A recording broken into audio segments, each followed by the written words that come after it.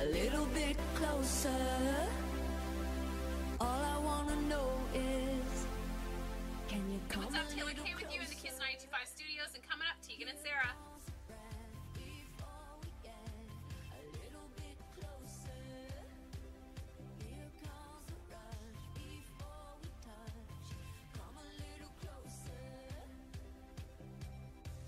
So when you guys started out, can we go back just a little bit? Like when you started out when like 15, you knew you wanted to do this when you were younger too, right? You probably, did you perform in front of family, you know, even when you were 3 and 4? We sort of had like we were kind of this very strange combination of being very shy, but then also being very comfortable putting on like plays. Tegan was really into clowns, so she did like clowning for a while, like literally, like would dress up as a clown and put on shows. Didn't take like classes or anything. No, it was no, a no, home weird. No, she was like homegrown interest. Yeah, no, it really was. We have pictures to prove it. We liked attention and we liked to entertain. I think it was more of a broken home.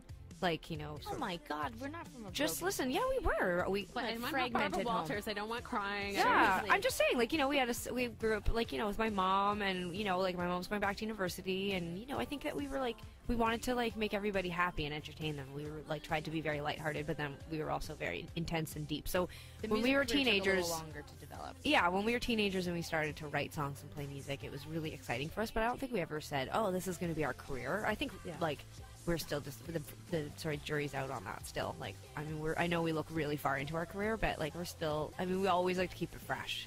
I might do something different. I don't know. might. You know. We're like it's one of those occupations, not unlike like boxing or gymnastics. Or where radio. You could really, or radio, where you could just get too old too quick and you didn't even know it. Just catches up with you, and there's someone named like Tatiana coming up behind you, and you're just like, your game's up, you're done. You're moving done. on to a different job. So if you had to switch like right now, what would you do?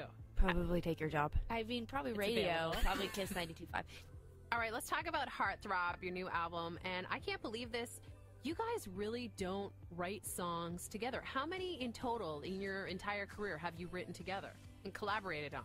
In the history of our band, for our actual Tegan and Sara project, we've written 3 songs. And up until Heartthrob, only 3 songs together.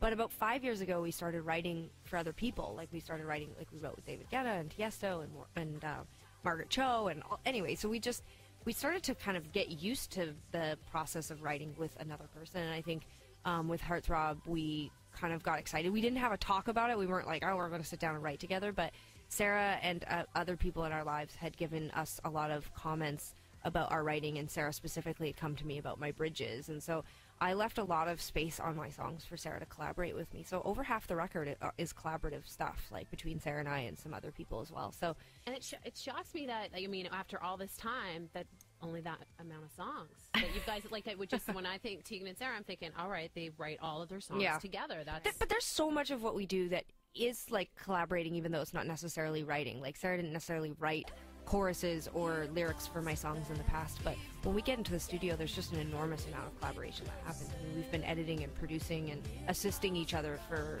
15 years in that department. So it was always hard to, when we were pushed to say, yes, we write separately, because it made it feel like we're not in a band together, but we really are. You know, we really, each other's songs influences the next songs we write, and so it's always been collaborative, but this record is absolutely the first time we've written quite a bit. I mean, Sara wrote pretty much every bridge for every song on the record.